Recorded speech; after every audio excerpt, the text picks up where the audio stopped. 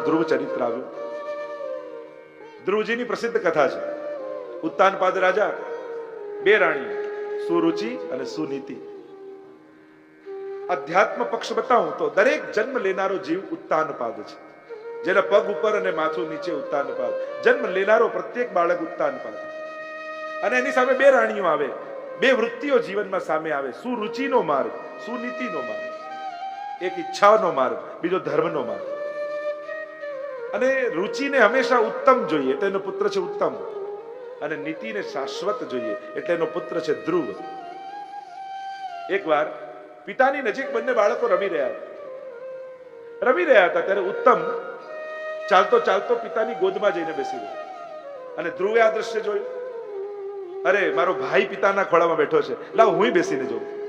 અને ચાલતો ચાલતો જ્યાં પિતાની ગોદમાં બેસવા જાય ત્યાં સુરુચિએ એનો હાથ પકડ્યો, ખેંચ્યો અને કહ્યું, પિતાની ગોદમાં બેસવું છે, જા તો વનમાં જા અને ભગવાનને પ્રસન્ન કર. અને પ્રભુ પ્રસન્ન થાય તો એમની પાસે વરદાન માંગજે કે તું મારી કુખે જન્મ લે તો જ પિતાની ગોદમાં બેસે છે.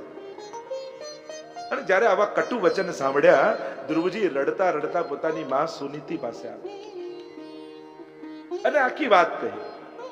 પણ આ તો સુનીતિ છે, આ સાધારણ માં નથી. આપણે ત્યાં જેટલા મહાપુરુષો થયા એ દરેક મહાપુરુષોના જીવનમાં ક્યાંક ને ક્યાંક એની માતાની પ્રેરણા રહી છે, માનો પ્રભાવ રહ્યો છે. રડતા રડતા આવ્યા ને કહેવા લાગ્યા કે આ રીતે મારું અપમાન કર્યું, મને આ રીતે કટુ વચન કહ્યા. અને ત્યારે સુનીતિએ સમજાવતા કહ્યું કે બેટા, જે વાત આજ સુધી મેં તને નથી કહી એ તારી માં સુરુચિએ કહી છે. ખરેખર તારી માં નહીં, તારી ગુરુ છે. કારણ સાધારણ પિતાના ખોળામાં બેસવાનું તો બધાય કહે, પણ તારી ગુરુ રૂપી માએ તને સાચી વાત કહી કે આજે છે ને કાલે નહીં રહે, એ જગ્યાએ બેસવાની ઈચ્છા ન રાખીશ, તું પરમ પિતાની ગોદમાં જઈને બેસ, જ્યાંથી ત્યારે ક્યાં કોઈ તને ઊભો ન કરી શકે. અને ભગવાન મેળવવાની જે વાત કરે એ તો ગુરુ કહેવાય બેટા. બેસવું જ છે તો એ પરમ પિતાની ગોદમાં જઈને બેસ. કોઈ ક્યાંક દુખી થઈને આવે, ક્યાંક ઝઘડીને આવે, ત્યારે એનું વેર વધે એવી વાત નહીં કરે. ઓહો, તમને આવું કહ્યું, અને ત્યાંથી જે શરૂ થાય તે ઘરમાં ઝઘડા કરાવી નાખે. જો ભાગવતમાં બે વૃત્તિ આવે છે, એક ભાગવતમાં છે, એક રામાયણમાં છે. ભાગવતની પૂતના અને રામાયણની મંથરા, આ બંને વૃત્તિઓથી માણસે બચવું. પૂતાન નયતી પૂતના, જે સારો વિચાર લઈ જાય એ પૂતના, અને જે ખોટો વિચાર નાખી જાય એ મંથરા. અને આ વ્યક્તિઓ નથી, આ વૃત્તિઓ રૂપે આજે પણ સમાજમાં કામ કરે છે. તમને કોઈ સારો વિચાર આવ્યો કે આમ સેવા પધરાવું, આ કરું, આ કરું, અને તરત આવે આટલી નાની ઉંમરમાં સચવાશે નહીં, અપરાધ લાગશે, દોષ લાગશે, આમ કરી કરીને એવા ડરાવી દે પેલો કે ના હમણાં નથી કરવું, તો સમજવું કે પૂતના આવી. કહેવું નહીં તો ઝઘડો થાય. પવિત્ર વિચારોને લઈ જાય પૂતના, અને ઘરમાં બધું સારું ચાલતું હોય અને કોઈ ખોટો વિચાર નાખી જાય એ મંથરા છે. અને એટલા માટે કોઈના દુર્વિચારોને પ્રોત્સાહન નહીં આપે. સુનીતિએ સુંદર ઉપદેશ આપ્યો કે બેટા, બહુ ઉત્તમ વાત તારી માએ કરી છે, જ્યાં પરમ પિતાની ગોદમાં જઈને બેસ. અને ધ્રુવજી ચાલ્યા છે ઘરની બહાર. 5 વર્ષના બાળકને આપણા ઘરના ઝાપાની બહાર આપણે ન જવા દઈએ. અને ભારત વર્ષની માતા એના પુત્રને ભગવાન મેળવવા મોકલે છે. બને તો તમારા બાળકોને બીજે ક્યાંય નહીં, પણ ગામમાં પાઠશાળા ચાલતી હોય તો એમાં ચોક્કસ મોકલજો. જ્યાં પણ હવેલીમાં બાળકોની પાઠશાળા ચાલતી હોય, કોશિશ કરજો કે તમારા બાળકો એ પાઠશાળામાં જાય. તમે જો ઈચ્છતા હો કે તમારી આવતી પેઢીમાં પણ તમારા ઠાકોરજી સચવાય, વૈષ્ણવી સંસ્કાર રહે, તો તમારા બાળકોને પાઠશાળામાં મોકલજો. કોશિશ કરજો જેથી એમનામાં વૈષ્ણવી સંસ્કાર પ્રાપ્ત થાય. અને ન ચાલતી હોય તો કોશિશ કરો સોસાયટી વાઇઝ, એરિયા વાઇઝ, જ્યાં પણ નિકટ મળે કે ચલો આપણા સોસાયટીમાં 10 જણા બાળકો છે, એક બેન તૈયાર થાય અને એમાં દર અઠવાડિયે કલાક કાઢે અને બાળકોને તૈયાર કરે.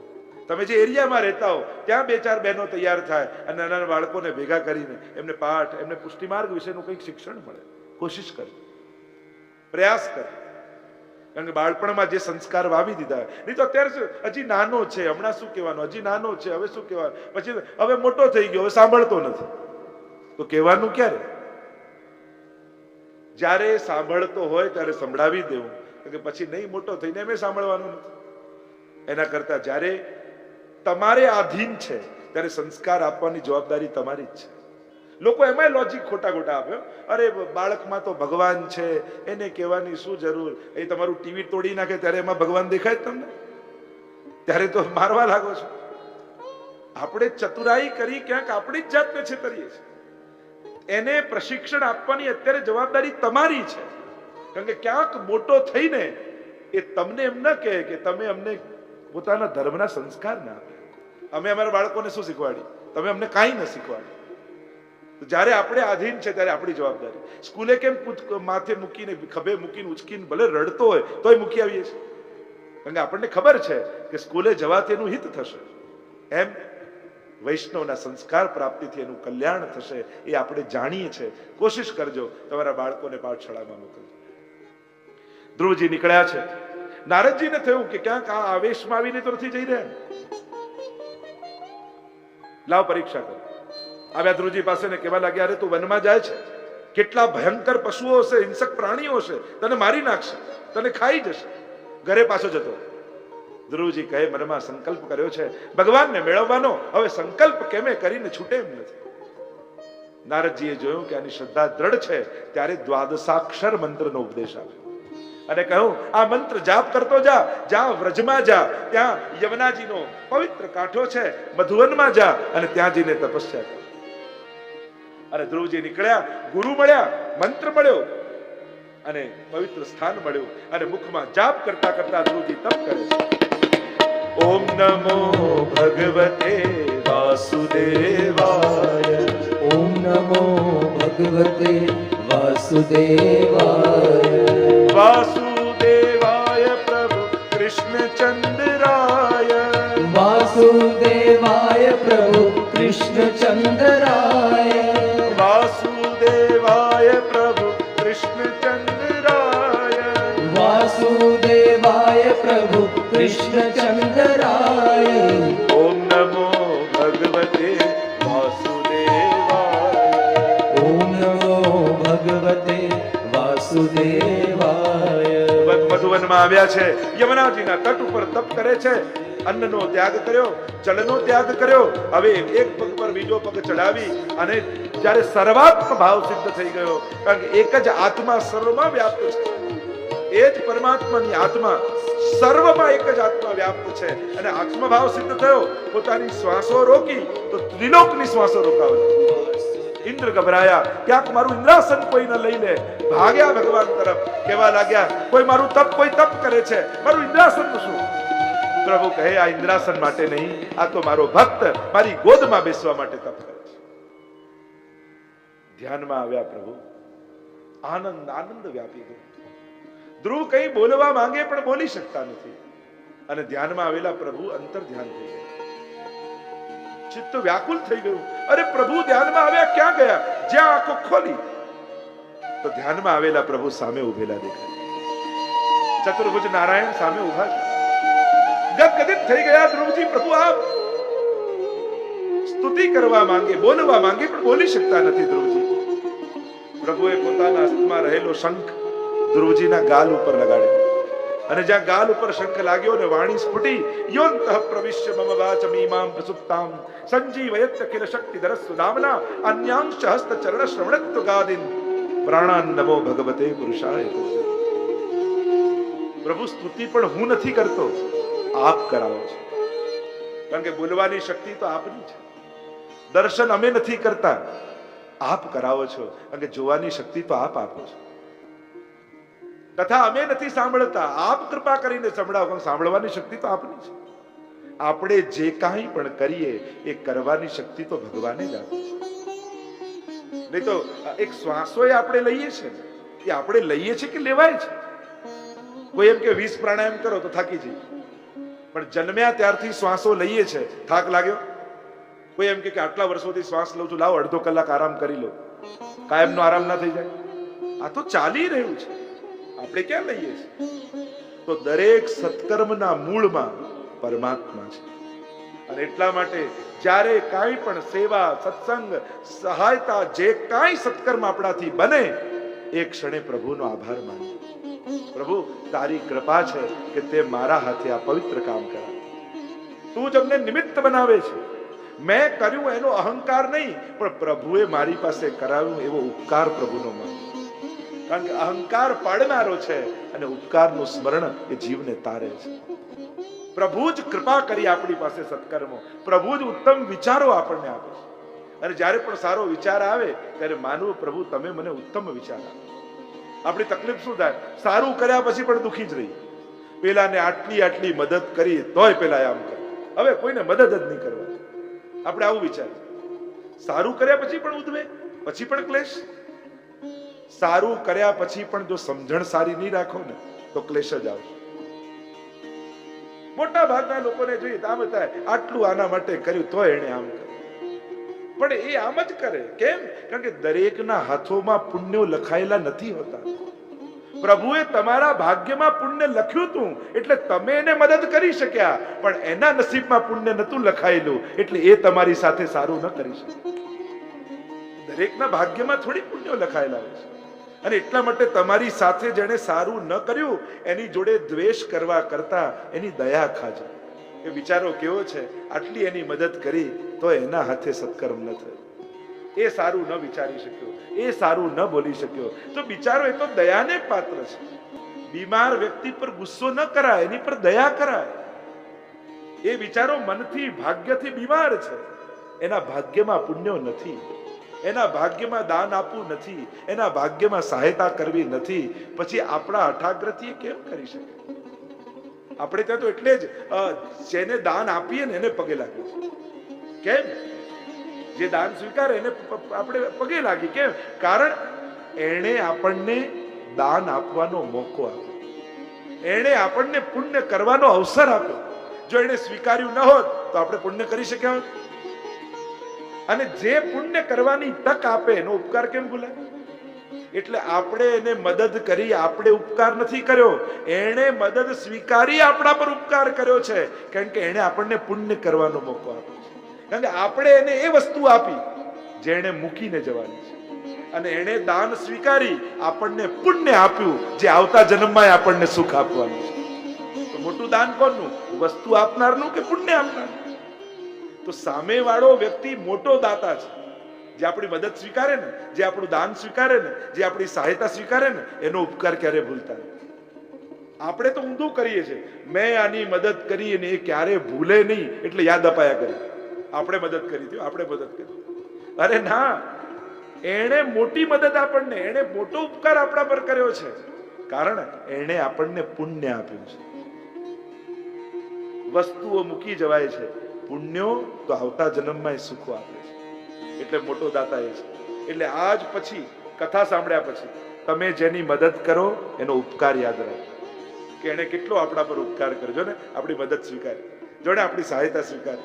આ તારો ઉપકાર હું ક્યારે નહીં ભૂલું. એને કેવું, પહેલા એને આશ્ચર્ય થશે કે અરે મદદ આ કરે છે ને ઉપકાર મારો માને છે. ક્યાં? અમે તો કથામાં સાંભળ્યું છે કે મોટો દાતા તું છું, કારણ કે તે પુણ્ય અમને આપ્યા છે, તે પુણ્ય કરવાની તક અમને આપી છે, તે સત્કર્મ કરવાના અવસર અમને આપ્યા છે, એટલે મોટો ઉપકાર તારો છે. ધ્રુવજી પર સ્તુતિ કરે છે. સ્તુતિ કરતા કરતા ધ્રુવજીએ સુંદર વાત કરી કે પ્રભુ પાસે પણ ભગવદીઓનો સંગ માંગ્યો કે પ્રભુ એવા ભગવદીનો સંગ આપજો કે જેની સાથે આપનું સ્મરણ કરતા કરતા આ ભવપાર હું ઉતરી જાઉં. ધ્રુવજીએ તપ કર્યું ને પ્રભુ આટલા જલ્દી પ્રસન્ન કેમ થયા? કારણ યમુનાજીના પાન કર્યા હતા. ધ્રુવ પરાશરા વિષ્ટદે. અભિષ્ટ ફળ આપનારા તો યમુનાજી છે, ભાગ્ય સૌભાગ્ય આપનારા યમુનાજી છે. આપણે ત્યાં તો યમુનાજીની વિશેષ મહત્તા મનાઈ છે.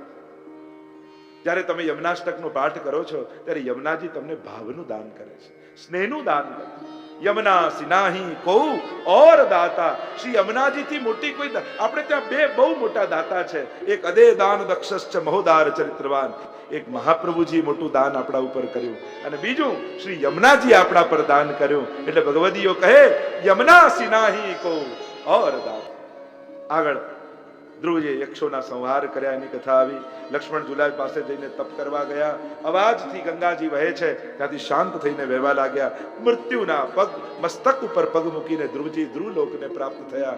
અને આજે પણ શ્રીનાથજીમાં પણ ધ્રુવ બારી છે કે જે બારીથી નિત્ય શ્રીનાથજી બાબા ધ્રુવજીને દર્શન આપી રહ્યા છે. ધ્રુવજીના વંશમાં અંગ થયા, અંગના વેન થયા, નાસ્તિક થયા, પ્રજાને પ્રતાડિત કરવા લાગ્યા અને પ્રજાએ માર્યા, એમના બાહુનું મંથન કર્યું. અને બોલો પૃથુ ભગવાન કી જય. પૃથુ ભગવાનનું પ્રાગટ્ય થયું. પૃથુજી પ્રભુ જ્યારે પ્રસન્ન થયા પૃથુ પર, માંગવાનું કહ્યું કે કંઈક માંગો. અને ત્યારે પૃથુરાજાએ 10,000 કાન માંગ્યા કે 2 કાનથી આપની કથા સાંભળું છું ને પ્રભુ તો તૃપ્તિ થતી નથી. મારા રોમ રોમમાં કર્ણેન્દ્રિયો લાગી જાય એવી કૃપા કરો પ્રભુ. તો આપની કથાનો સંપૂર્ણ રસ હું લઈ શકું. આપણે પણ જ્યારે દર્શન કરવા જઈએ ને ઠાકોરજીને, તો એવો ભાવ કરો કે પ્રભુ આ 2 આંખોથી આપના દર્શનમાં તૃપ્તિ થતી નથી. પ્રભુ એવી કૃપા કરો કે મારા રોમ રોમમાં નેત્રેન્દ્રિયો લાગી જાય. રોમ રોમથી આપના સ્વરૂપામૃતનું પાન કરો. કથા સાંભળવા ગયા હોઈએ ત્યારે એવો ભાવ કરો કે 2 કાનથી કથા ક્યાં, પ્રભુ મારા રોમ રોમમાં કર્ણેન્દ્રિયો લાગે તો આપની કથા રસના પાન કરો. પ્રભુના ગુણગાન કરતા હોઈએ ત્યારે એવો ભાવ કરો કે સહસ્ત્ર રસના ક્યો ન દઈ વિધાતા. મારા રોમ રોમમાં જીવા લાગી જાય તો રોમ રોમથી આપના ગુણગાન કરી શકે એવી કૃપા કરો. આગળ પ્રચિત આખ્યાન આવ્યું મોક્ષ પ્રકરણમાં, પુરંજન આખ્યાન આવ્યું. ચતુર્થ સ્કંદને વિરામ આપીએ. બોલો ગોવર્ધન નાથ કી જય. ભાગવત ભગવાન કી જય. પંચમ સ્કંદ સ્થાન લીલા, 26 અધ્યાય વૈકુંઠ વિજય સ્થિતિ. મહાપ્રભુજી કહે આ સ્થાન લીલા છે. પ્રિવતના રાજ્યનું વર્ણન આવ્યું. નાભી રાજાના યજ્ઞમાં બોલો વૃષભદેવ ભગવાન કી જય. વૃષભદેવજીનું પ્રાગટ્ય થયું. આ જૈનોના આદિનાથ છે, આદિ તીર્થંકર. 100 પુત્રો થયા, મોક્ષનો ઉપદેશ આપ્યો, નવ યોગેશ્વર થયા. ઉપદેશ આપતા બહુ સુંદર વાત કરી. ઋષભદેવજી કહેવા લાગ્યા 83,99,999 યોની એ ભોગ યોનીઓ જ છે. એમાં ભોગ જ ભોગવવાના છે, કરેલા કર્મો ભોગવવાના જ. કેવલ માનવ દેહ એવો છે કે જેમાં ભગવાનની ભક્તિ થઈ શકે છે. બીજી કોઈ યોનિમાં સંભવ નથી જે માનવ યોનિમાં સંભવ છે. એટલે જ તો કહ્યું બડે ભાગ માનસ તન પાવા સુર દુર્લભ સત ગ્રંથ હી ગાવા. મહદ ભાગ્યથી માનવ દેહ મળે છે. કારણ કે બાકી બધી યોનિમાં આંખો છે, પણ માણસ પાસે એવી આંખો છે કે આંખોથી ભગવાનને જોઈ જન્મ મરણના ચક્કરથી છૂટી શકે છે. દર્શન માત્રથી પોતાનો ઉદ્ધાર કરી શકે છે. જીભ બધા પાસે છે, બધા બોલે છે. પોપટે રામ બોલે, પણ પોપટનું બોલેલું રામ રામ સુધી પહોંચતું નથી. પણ માણસ યોનિમાં એ ફરક છે કે એની જીવવાથી નીકળેલા શબ્દો ભગવાન સુધી પહોંચે છે. અને કેવલ જીવવાથી ભગવાનનું નામ લઈ જન્મ મરણના ચક્કરમાંથી છૂટી શકે એવી જીવવા ભગવાને આપી છે. કાન દરેક યોનિમાં છે, બધાને સંભળાય. પણ માણસ પાસે એવા કાન છે કે આ કાનથી કથા સાંભળી જન્મ મરણના ચક્કરમાંથી મુક્ત થઈ શકે. એટલે એક એક ઇન્દ્રિયો ભગવાને માનવ યોનિમાં એવી આપી છે કે 11 ઇન્દ્રિયો જોડે તો પછીની વાત, પણ કોઈ એક ઇન્દ્રિય પણ ભગવાનમાં જોડી દે તો એનો ઉદ્ધાર થઈ શકે. એટલે બધી જ યોનિ કરતા માનવ યોનિ શ્રેષ્ઠ છે. કારણ માનવ યોનિમાં જ જન્મ મરણના ચક્કરમાંથી છૂટવાનો અવસર માણસને મળે છે. બાકી બધીમાં તો કરેલા કર્મો ભોગવવાના, એમાં તમારા કર્મો બંધાય નહીં. તમે ગાંઠ ન જોડી શકો ને ખોલી શકો, પણ માણસ યોનિમાં ગાંઠ ખોલીએ શકો અને જોડીએ શકો, બંને સંભાવનાઓ છે.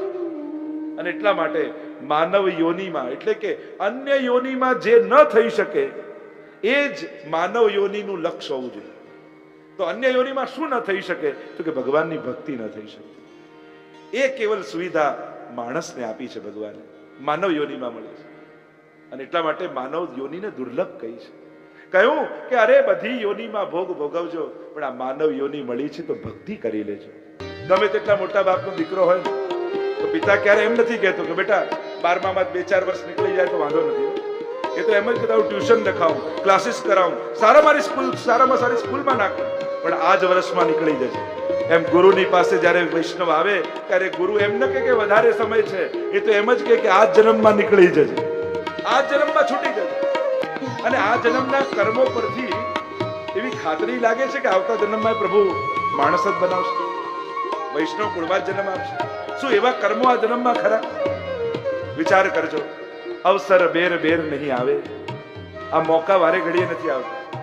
આ જન્મમાં પ્રભુએ બધી જ સુવિધાઓ આપી છે, તો પ્રભુને લાલ લડાવી લેજો, સુખ ભોગવી લેજો પ્રભુના સુખનું. નહીં તો ઉપર રહ્યા દેવ ધિક્કાર બોલે, કણિકા ન ચાખી. ગોપાલદાસજી કહે 7મા આખ્યાનમાં કે વૈષ્ણવ કુળમાં ઠાકોરજી જન્મ આપ્યો, ઘરે ઠાકોરજી બિરાજતા હતા, બ્રહ્મ સંબંધ મળ્યું, છતાંય ક્યારે ઠાકોરજીને મિશ્રી ધરી ન શક્યો, તો તારા જેવો દુર્ભાગી બીજો કોણ? તેને તો ઉપર રહ્યા દેવ ધિક્કાર બોલે, એને તો દેવતાઓ ધિક્કારે છે કે અમે લાલાયિત રહીએ છીએ કે અમને પ્રભુની પ્રસાદી કણિકા મળી જાય. બ્રહ્માજી માછલું બનીને આવે, દેવતાઓ જુદા જુદા રૂપ લઈને આવે, છતાંય પ્રભુનું અધરામૃત મળતું નથી. અને હે વૈષ્ણવો, તમને તો રોજ ધરેલી મિશ્રી મળે છે, તમારા જેવું ભાગ્યશાળી કોણ? જો રસખાનજીના શબ્દોમાં કહું તો કાગ કે ભાગ કહા કહીએ, હરી હાથ સો લે ગયો માખન રોટી.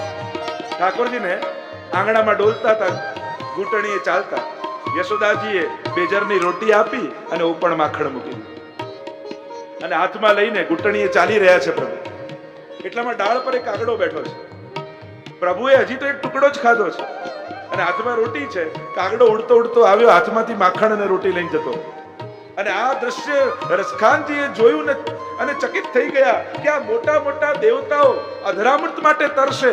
બ્રહ્માજી માછલું બનીને આવ્યા યમુનાજીમાં કે પ્રભુ હાથ ધોવા આવશે અને અધરામૃતની કણિકા મળી જશે. ઠાકોરજીએ કહ્યું બધા મારા પીતાંબરમાં લૂછી દો, પણ હાથ ધોવા યમુનાજીમાં ન જતા, અધરામૃતની કણિકા ન મળી. અને આ કાગડો કેવો ભાગ્યશાળી કે ઠાકોરજીના હાથમાંથી અધરામૃત લઈ ગયો છે. તો આ વૈષ્ણવો કેટલા ભાગ્યશાળી છે કે રોજ એને પ્રભુનું અધરામૃત મળે. આનાથી મોટું ભાગ્ય કયું? તો જે સૌભાગ્ય આ જન્મમાં મળ્યું છે એનાથી વંચિત ન રહેતો, એનો લાભ લે. પોતાના સૌભાગ્યનો આ સરાહો, પોતાના સૌભાગ્યનો આ અવસર છે અને અવસર બેર બેર નહીં આવે. આવા મોકા પાછા નહીં મળે. પ્રભુએ અનુકૂળતાઓ આપી છે તો કરી લેજો. અહીંયા વૃષભદેવજી કહે છે પ્રભુની ભક્તિ કરી લેજો.